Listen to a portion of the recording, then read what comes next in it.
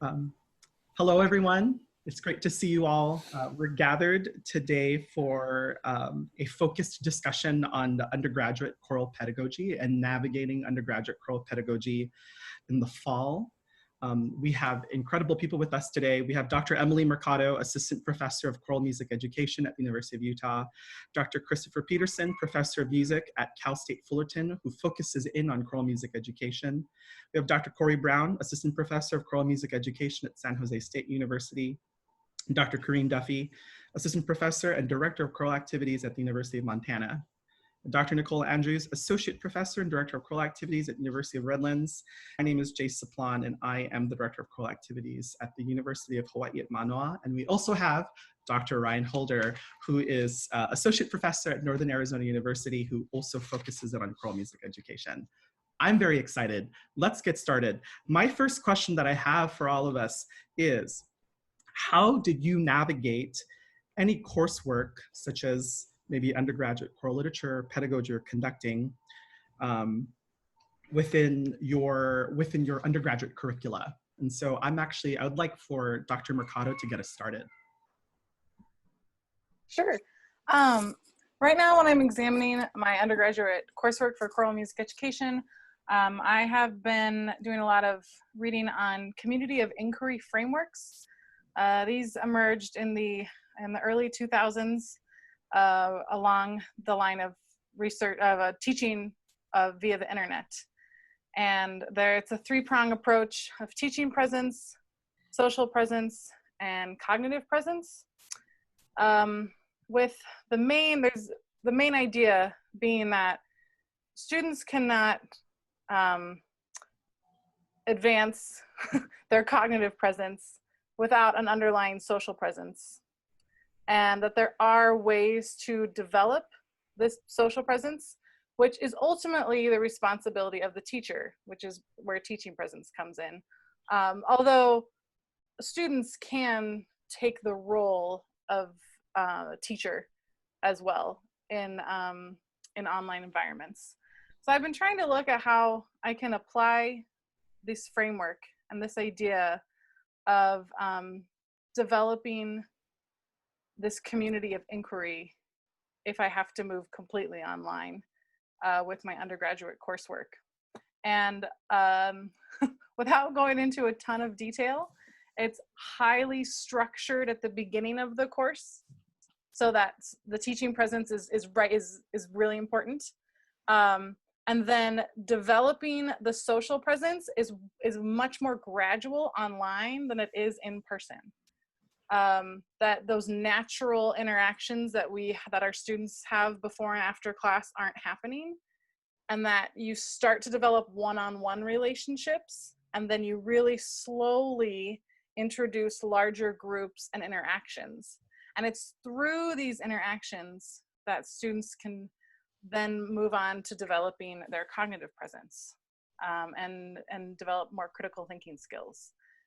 So I'm trying to make sure that I don't do what I did kind of in when I didn't know what I was doing in March, and just try to create tutorials and lectures and sit on Zoom without a whole lot of structure and thought, but to invest a lot more time into students' social presence online. And I'll let it go there, because I could talk forever about this, but maybe that could be a starting point, and I'm happy to jump back in later. I think that's a brilliant idea. I love your comment or your thought around the scaffolding of it all. I actually have a really quick follow-up question. Would you say that this strategy or this idea that you have in putting this in organizing these things together is also rooted and committed to socio-emotional learning for your undergraduates? Yes. Yeah, the research specifically talks about socio-emotional learning, specifically research that's dedicated towards the social presence of this framework. I should also say that this is Garrison, Anderson, and Archer, and it was published in 2000. And it's a critical inquiry in a text-based environment, computer conferencing in higher education. I'm happy to get these resources out. But that was the initial framework, and then there's been a wealth of researchers who have applied this framework to their online classes and learning environments to see how they develop. And I'm actually using this framework right now in a current study for a pre-service teaching online fieldwork experience that happened in March to see if we developed this community of inquiry framework. And right now my initial analysis is didn't go so well. Thanks, Dr. Mercado. Yeah. Dr. Peterson, can we check in with you? Absolutely. Thank you, Dr. Mercado, for the research approach to that. I think it's so important that we know what best practice is based on what we know and what we can prove, kind of a thing.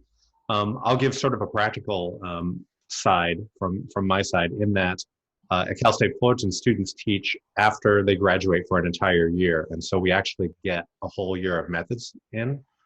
And so I'm slightly restructuring my classes so that we can still kind of cover the same things, but we can still find the same outcomes, which are to get students to be teachers and not students, right? Which is obviously where we're going with that. And so when students walk in the room, which will be virtual this year, it'll say welcome teachers, like it always does.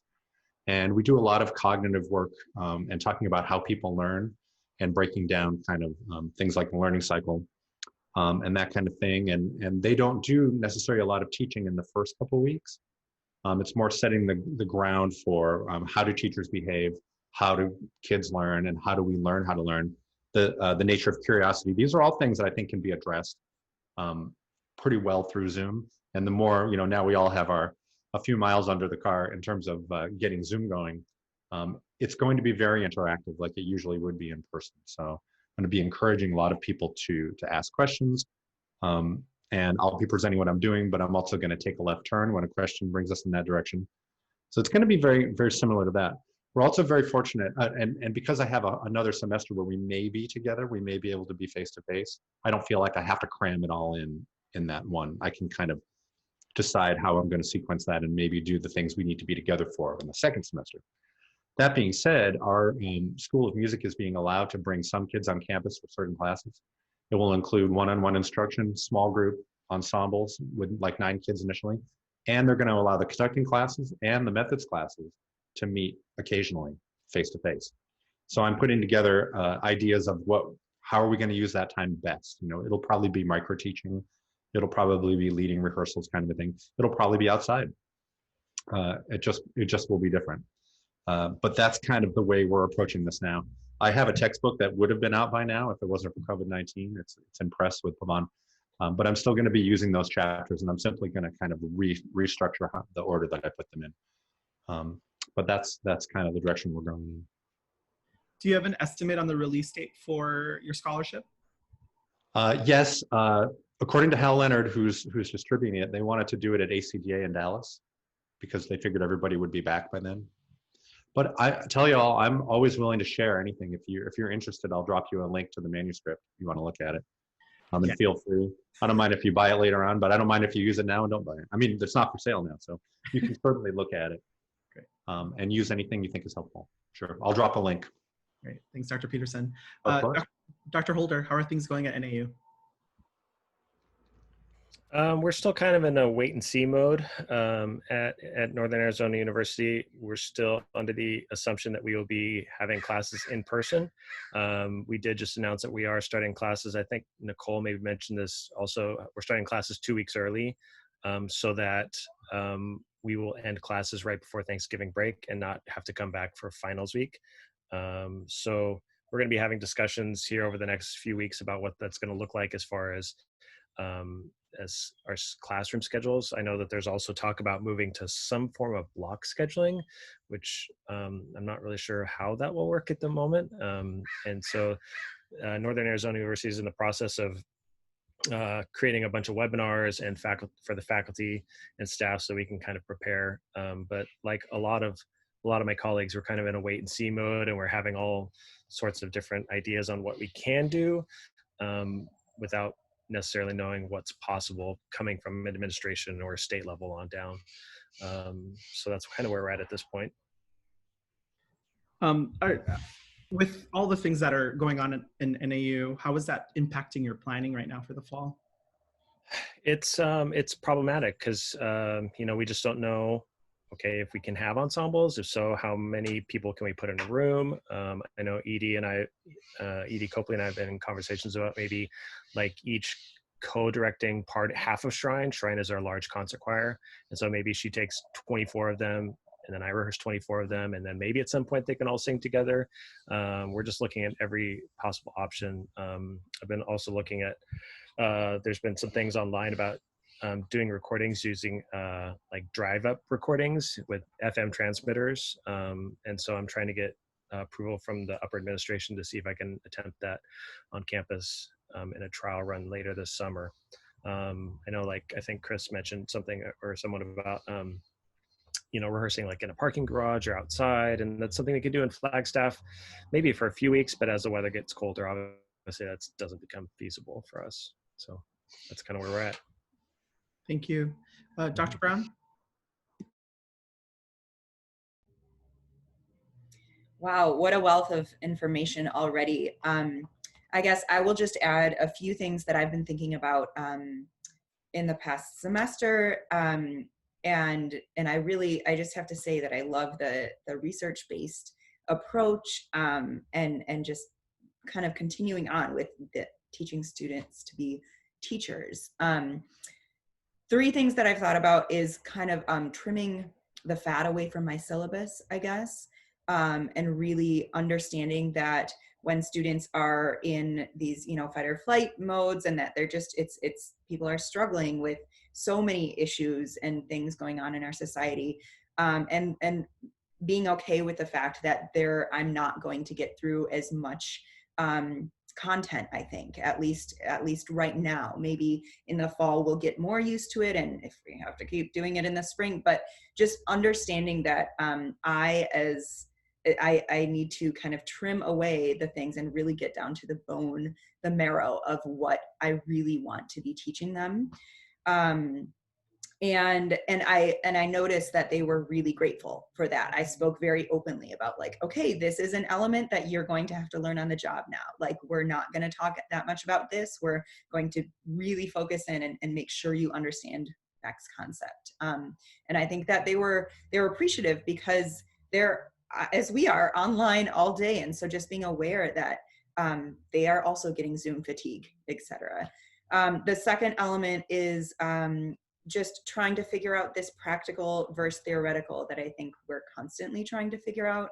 But how are you all, I would just be interested, how are you all doing that practical? You know, I did some Zoom teaching where they taught one other person in front of their peers, and then we gave them some feedback. I had them record themselves teaching, if they're sheltering in place alone, teaching their teddy bears or teaching their siblings or teaching whoever, and then having some discussion around that, breakout room teaching. But I think that practical, like, I'm going to teach my classmates is possibly not there. Chris, yes, we may be able to have some smaller rehearsals, but the idea of, like, I'm going to teach my 20-person class, it probably, who knows, it won't be able to happen in the fall. So that's the second thing. And then the third thing is just in the mindset of, you know, following one of my mentors and one of my inspirations in terms of mindfulness in our classrooms, Dr. Frank Diaz. I took an amazing class with him in Oregon when he was still there. Now he's at IU, publishing and researching the power of bringing in mindfulness into our classrooms. So I approach it from, you know, like, this will help with burnout, hopefully, and then also just approaching those students, taking them where they're at. And so I did, I don't know, even in the beginning of the class, just doing a 2-minute quick mindfulness, you know, even just putting my little Headspace recording up on for 2 minutes at the beginning, and letting them just be and follow along and connect with their breath, etc., which sounds maybe Californian woo-woo, but for me, I'm just, you know, the more I do it, the more I believe in the power of working with that, and then also giving them skills to later work that into their own classrooms. And then finally, the last element connected to that is that I also am trying to figure out how to create the social network, like you were talking about, Emily, how to have them feel a part of a class even though they're on their own, and activities like just having them go into a breakout room and respond to 3 questions, you know, of okay, this is going well for me, this is challenging for me, and this is how I could use your support right now. And some students, excuse me, will maybe not respond as vulnerably, but then you get the student who is like, yeah, this is what's real for me. And I think that just having a 10 seconds or 30 seconds to articulate that this is hard can then allow us to actually get to the teaching. Dr. Brown, I love how you talked about carving out space for self-care and mindfulness as embedded practice. And I think that's especially now. I know there's been a lot of discussion, especially with our K-12 colleagues, about the need for more codified and visible practices of socio-emotional learning within our work, especially now that we are online. And I think our undergraduate and our graduate learners kind of get lost in the shuffle of what that looks like within higher education instruction. So I appreciate that tip, and I appreciate the work that you're doing.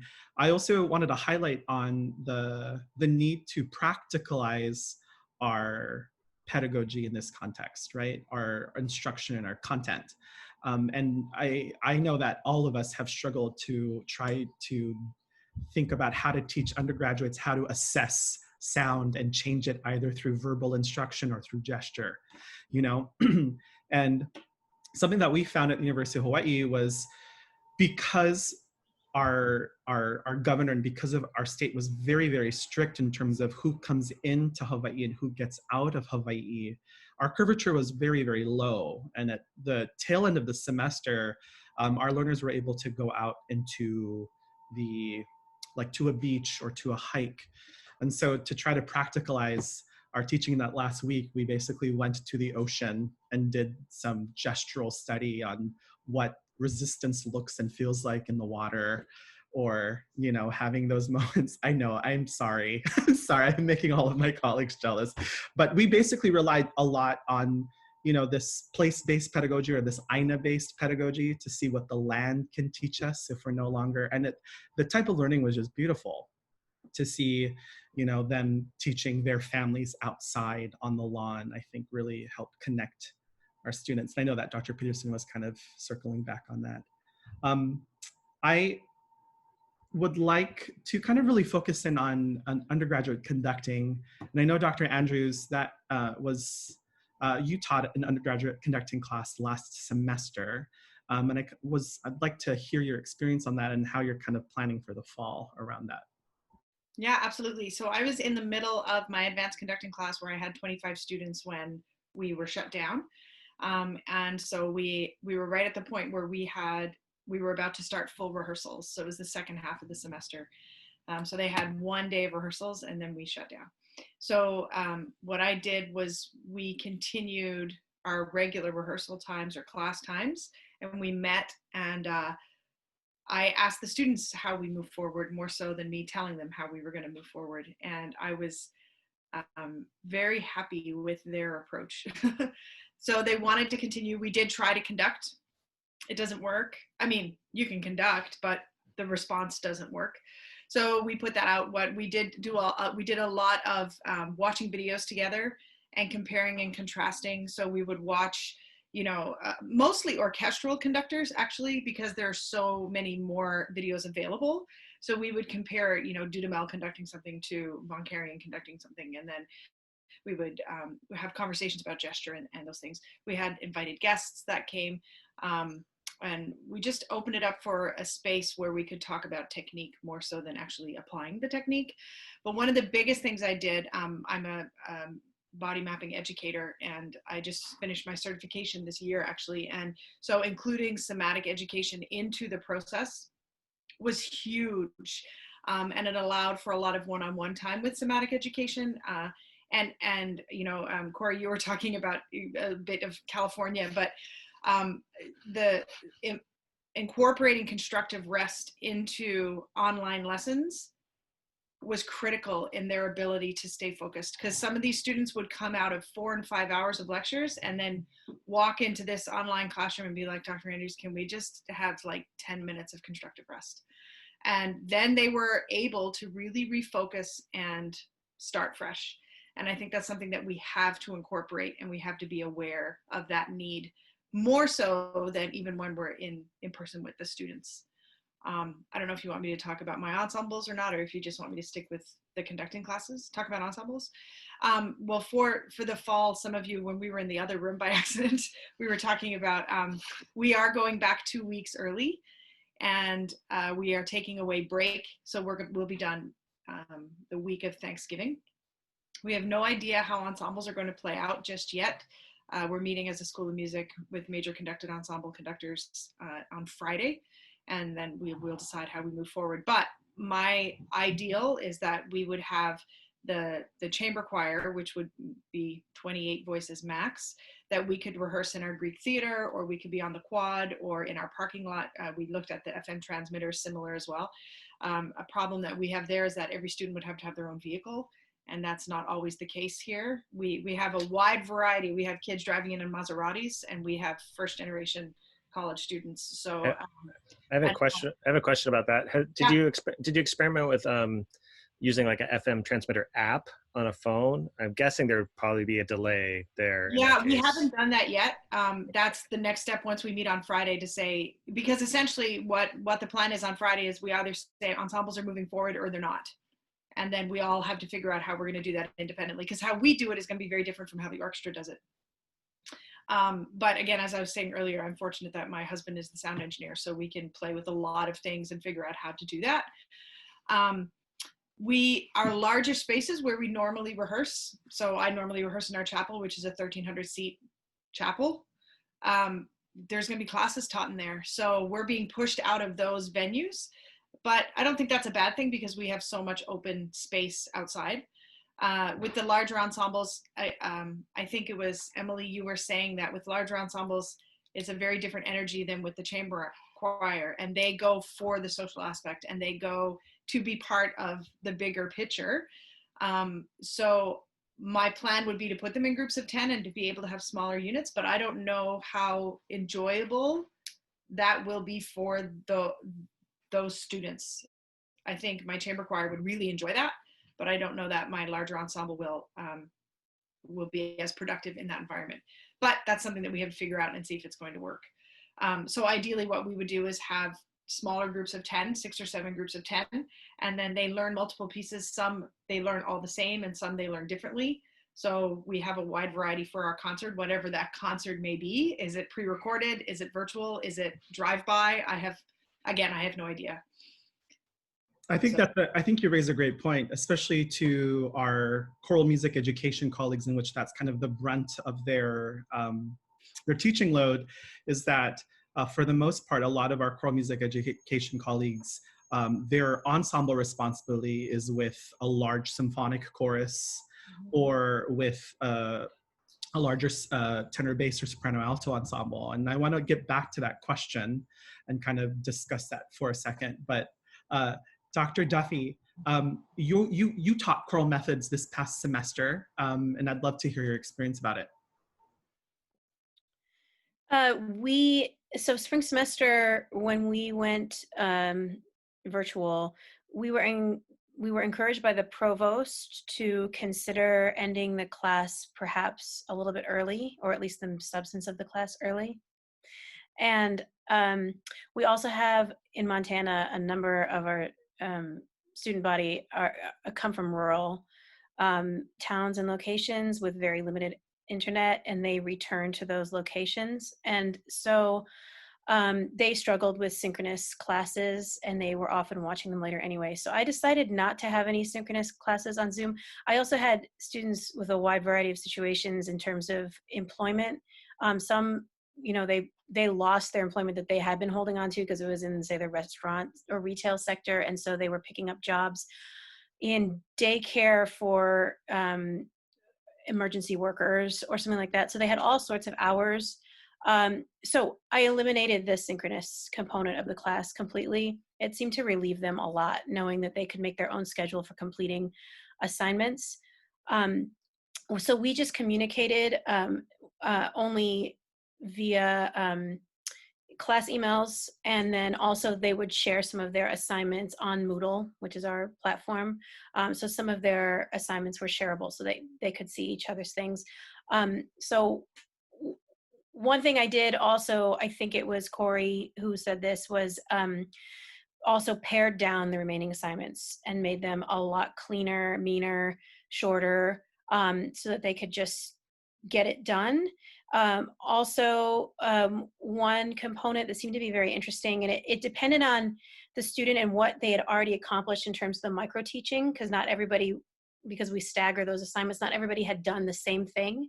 So for those who had not had the podium experience that others had, I gave them the opportunity to think back to the ones they watched and talk about what surprised you, what impressed you, what challenges did you see your colleagues facing that that made an impression on you. And the responses were really stunning and excellent. And those, they didn't have access to the recordings. They were just relying on their memory, but they remembered a lot of it really, really well, including even sections of pieces that their colleagues had done. So I was thinking it might be worth applying something like that to my undergraduate conducting class in the fall, which at this point looks like it may be face-to-face.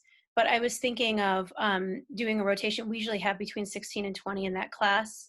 And the room where we normally meet probably would not be safe for any more than 4 to sing in. However, it probably would be safe for at least 12 or 16 to sit in, socially distanced, not singing. So certain options include maybe even just having someone conduct a quartet or a sextet live and have the rest of the students not have the obligation to sing, but only be able to observe and be able to then write helpful critiques of their colleagues that would help them and their understanding, because sometimes they see themselves when they see their colleagues struggle with learning how to conduct, right? And also those on the podium sometimes understand things better coming from the peers than from the instructor. I've seen it so many times where, like, you know, I'm struggling to explain, and then all of a sudden one of their friends says it and they're like, oh, that makes sense. So maybe somehow utilizing that peer review, peer analysis, peer critique component in the class, and it may allow more people to be there live, but if not, the rest of the class could watch on Zoom. So that's one thing I'm thinking of applying for the fall.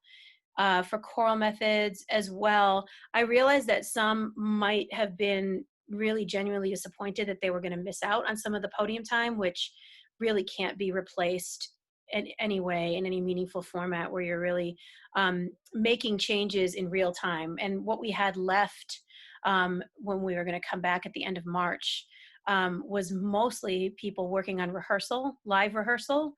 And there's just no substitute for being able to just learn how to do that while you're interacting with people making the mistakes and try to figure out how to fix them. So what I communicated to my class was that since I was eliminating that component of it for the class, I would be delighted to find a way to offer it to them in some way next year, either with my collegiate ensembles, offer them podium time, or my community chorus, or if that doesn't work, depending on where they're located, reach out to like a high school conductor wherever they're living and see if they could get that podium time that I would watch on video and give them that feedback so that they wouldn't feel like they forever missed out on that opportunity. Some of them have been waiting for it for a long time, you know? So we'll see. I mean, some of them may take me up on it. We have a situation where probably at least 2/3 of the folks who enroll in choral methods and choral conducting are instrumental music education folks.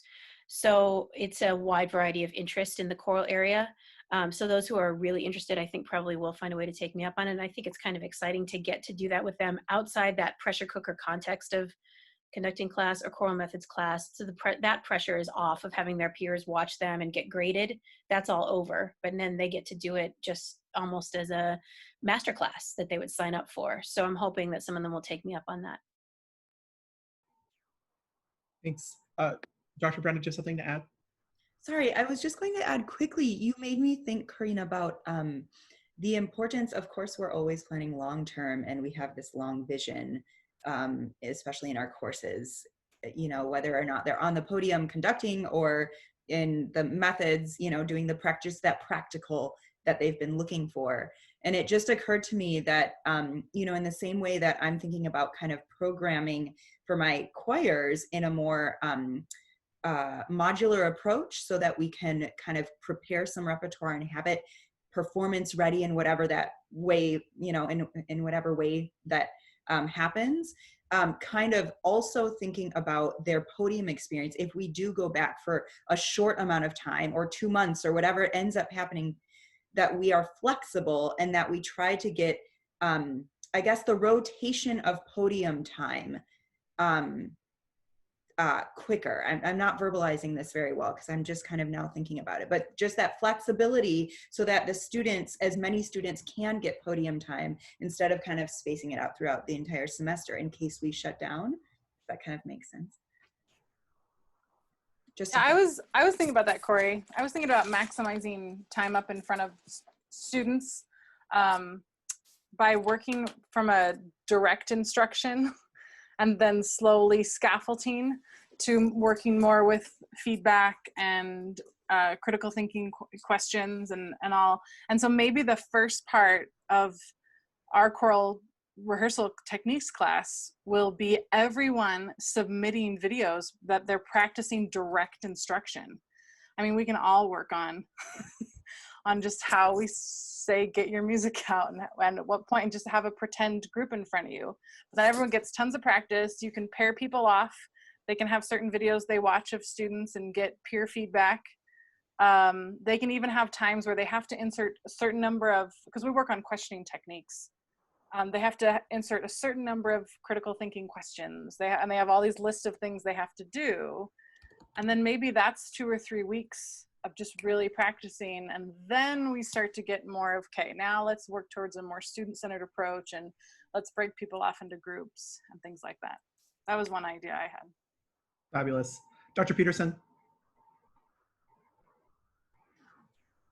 You know, I'm sure everybody's thought of this, but I want to say it out loud because if anyone hasn't, it's like, well, duh. And that is, I know my student teachers that are finishing right now were saying, do you think we're sort of damaged goods because we've had this COVID-19 thing happen? You know, and I said, well, they've been student teaching for an entire year for the most part. I said, no, you're actually more qualified because you've now lived through this. They've been teaching online, right? They're Zoom. So it just occurred to me now, why don't I make sure that that part of our methods classes in the fall are, you're going to write a lesson plan and be in charge of running the Zoom meeting next time. Like, micro teaching can easily be Zoom, and we can talk about best practices within the Zoom thing. How do you use it? How do you do it? How do you keep people engaged? How do you get them to turn the camera on? How is your pacing? Like, all these things could be done over Zoom, and that's something that we can sell them later as these people can teach online if they need to. That's brilliant. I think it's such a meta approach to just a holistic how we view teaching, and I think that's so brilliant. Thanks, Dr. Peterson. Of course. Yeah. Dr. Andrews, did you have something to add as well? I did. I just wanted to add 2 things. One is that I have that actually incorporated, Chris, into my choral methods for the fall, that everybody has to micro teach on Zoom because that's what we need to do. But I also wanted to incorporate or just share with you, I'm the artistic director of Phoenix Chamber Choir in Vancouver, Canada as well. And one of the things we've been doing is virtual choirs over this summer. And for the majority of them, we were using a click track, and one that we're doing right now, it's actually me conducting. And Jace and I were having this conversation yesterday about the difference in conducting and having people record themselves singing to you and then building a virtual choir from there versus being in the room. I mean, there's no comparison. They're 2 completely different things. But what I have learned about myself as a conductor in that process has been incredible. And the conversations that have come from that, Phoenix is essentially a professional choir, but the first quartet that we put together to match my conducting to build from there, I have 4 professional singers who are like, well, they're coming in at different points. Their cutoffs are different. Everything is different, even though I'm essentially a clear conductor. Why is that? So it's really making me, in a good way, reflect and go, well, this is all about interpretation. And so how do we teach that? And how do we teach gesture? Well, this is a great opportunity for us to say, all right, Chris, you're in my class and you're going to conduct, and now here's your quartet, build from what Chris has done, and what happens, and then reflect upon the result that you were given compared to what you thought you were giving. So that was huge. I'm going to incorporate that in the fall. And we're having a class happening this summer with my husband, and he's teaching 10 of our students to learn how to use all the platforms to be able to create virtual ensembles, because our students are going to need to know how to do that. So I'm going to incorporate that into my choral methods as well. I think that's a fabulous idea. Something that we struggled with at UH, we offered choral methods last semester. And one of the main points of struggle, and I think we all kind of share this, is that, a lot of our students are first generation students. And so having access to technology, having reliable internet was a problem regularly. And it kind of fed into our cumulative idea. Normally it ends with the undergraduates leading portions of the rehearsal with a live ensemble, and we instead decided to have an undergraduate research symposium where they offered a mini day of PD for educators to come in, and it created a great ecosystem of mentorship, because it's flipped. Now our junior in choral music education is talking about the biological male's changing voice, and we have teachers taking notes and offering feedback, offering their learning, and offering conversations. But in some capacity, we lost 2 or 3 students because they just simply didn't have access to internet. And I'm wondering if you folks experienced experienced similar situations. If so, what happened? What did you do? What did that look like? And were there any tentative solutions that you thought of?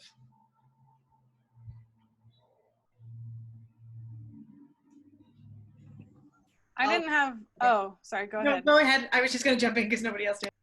I didn't have a student lose internet, but I did have a student have some pretty serious issues outside of that really affected his ability to move forward in the class.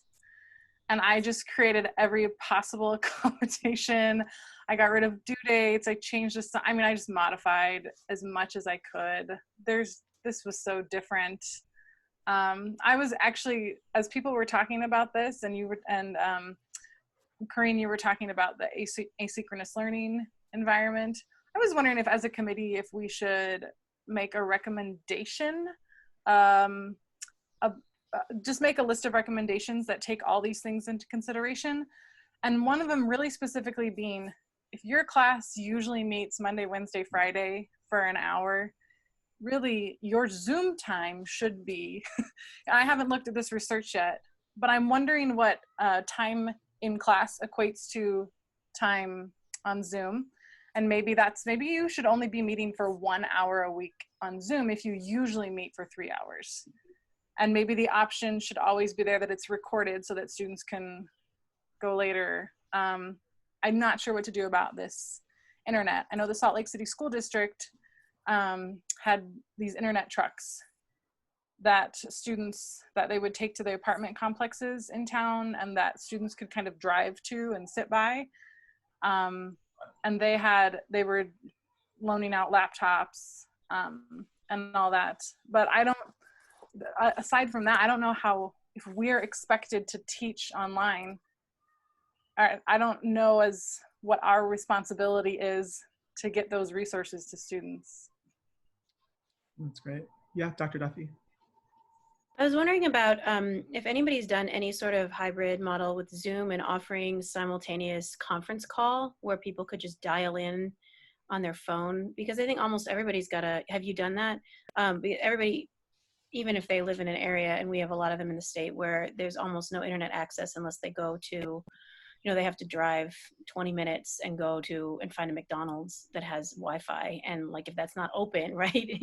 If the McDonald's restaurant area isn't open, then they have to drive an hour and a half to get someplace that has internet. But most everybody has a phone connection where they could dial in to a conference call, and then you could have part of the class on Zoom, part of the class on the conference call, which would at least allow folks to contribute, right? Because if they're watching the video Zoom later, they don't get that opportunity ever to interact with anybody. They're just watching canned footage. And so I think they miss out a lot. And I think it's just, no one else hears their voice, no one sees their face, they're just out. So at least some way to offer them the opportunity, even on an audio basis, to weigh in. I did have a few students. We used WebEx as the platform at our university instead of Zoom. And I think in one of my classes, I ended up teaching 3 classes online this past semester because of COVID. And one of my classes, I had 3 students in that class who would call in. And after probably about 3 sessions, each of them independently said, I can't do this because everything is so visually based that they felt so disassociated. It was worse than not being there at all. And so I gave them the choice. I was like, why don't you create what it is that you think you can do? These are our goals for the class. How do you think you can be involved with that? And we did record and share. And one of them just said, I'll take an incomplete, which I didn't do. We came up with another assignment, and 2 others created something along the same lines. But they were actually more frustrated by being part of it and not being part of it than not participating at all. Yeah, I think as Emily said, you just have to be flexible. I know with most of my students, who even if they had access to decent internet and the technological capabilities to make it work, some of their professors just didn't adapt well to it. And rather than try to make some sort of hybrid model, they continued Zoom lectures and then like tripled the amount of work outside of class. And so they were just overwhelmed. And that combined with, I think, the students just weren't mentally prepared or emotionally prepared, or, some of them just don't have the capability to sit down and follow a Zoom meeting for 4 hours every day. And so I think that was really difficult. And so I was finding the same thing with Nicholle. I was finding myself like just trying to adapt and say, okay, how can we make this work? Like extending due dates or whatever. I think it was really just, you needed to be flexible. I think we really, Emily and everybody else that was in discussion, I think that the idea of putting together a document of recommendations that are rooted in equity and are rooted in, ensuring that, if they're, like you said, Emily, if our course is 3 credits and we're supposed to meet this long, this is a recommended time that we suggest that we Zoom or have any sort of synchronous activity online. I think that's a brilliant idea. I'm going to mark that down as one of our next steps. Is that okay? Okay. Dr. Peterson, good to see you. Sorry you got kicked out. I'm taking a look at the time, and I want to make sure we honor everyone's time. And what I think one of the questions that I'd like to get to is the idea of our plans around student teaching and our student teachers, especially as we look into next year. Dr. Mercado, do you mind getting us started with that? Sure. Student teachers who I have going in the fall, as things get closer, I might try to convince them to go in the spring. Take 1 more semester. Most of them were going to take a class or 2 in the spring anyway, so it's not like they would be postponing their graduation. So that's not really much of a solution, but if possible, I think that would be beneficial. However, things could be the same in the spring as well. What we did is we just ended student teaching in March, since they'd been student teaching since January, and we said, you have enough, and we didn't want to overwhelm them. But now the problem is that they're going to need to align with what their cooperating teacher is doing. I mean, we can't say this is what student teaching is going to look like. We have students in 4 different districts, 5, 6 different districts around us. So we're gonna have to go on the recommendation of their cooperating teacher. In addition, schools might say no student teachers this fall. We have to prepare ourselves for that. And in that case, we have to go talk to the Utah State Board of Education and find out if there could be some sort of a waiver because of COVID for student teaching, and then maybe some sort of a internship, maybe call it something else besides student teaching, where students can still get a job. We would do some sort of an interactive student teaching class so they could finish off their year, get the credits so that they can graduate, and then provide a mentoring experience for them. We would still, like for example, I might still go out and do observations while they are teaching. Maybe it's a temporary teaching license that they're on, and then we have to write it off. So everything's still up in the air, but those are our initial thoughts right now about student teaching. Thank you. Those are great solutions. Thanks. Dr. Peterson. So we have a slightly different situation at Cal State Fullerton. Like I mentioned earlier, that the kids student teach for an entire year post-bac after they graduate. So the plan right now is to put our cohort of students into the classrooms, which will probably be virtual. But we know that at some point they will be face-to-face. So we know that that's actually going to happen. It's good to kind of think about the way we do this compared to the way the English and math teachers do it. So they try to think of the first half of the year as an internship, as an externship, where they primarily observe and don't do anything. And then if you're a math or English teacher, student teacher, then you take over the whole class for the second half of the year. We rebelled against that idea from the very beginning, saying that our music student teachers need to be doing stuff on the very first day. We don't want them to watch for half a year and then take over. And I don't know about you, but I don't know any high school choir director that's going to give a student teacher their entire program for half a year. And so, so we've had this kind of mentoring thing going on from the beginning, where maybe you're doing warm-ups on day one, and maybe you're doing sectionals, and then eventually you get an ensemble that you either team teach or that kind of thing. But none of our teachers, I shouldn't say that, none, we don't expect them to take over the entire program. And we actually don't want a mentoring teacher to do that to them either. We want them to be mentoring and team teaching. That all being said, we don't seem to see that there's a problem if they're doing virtual teaching and doing team teaching with their master teacher online for maybe September, October, November, maybe even December. By the time we get past that, we're hoping that they're going to be face-to-face with kids, and that, you know, going into the spring into June, that they'll be able to get that kind of attention at that point. But it's going to be whatever it's going to be. They'll get the same experience as the school district. So, so we're just kind of waiting and seeing at this point. Thank you. I think it's been important, especially for us in Hawaii, to be in communication as much as we can with our Board of Education, the Hawaii State Teachers Association.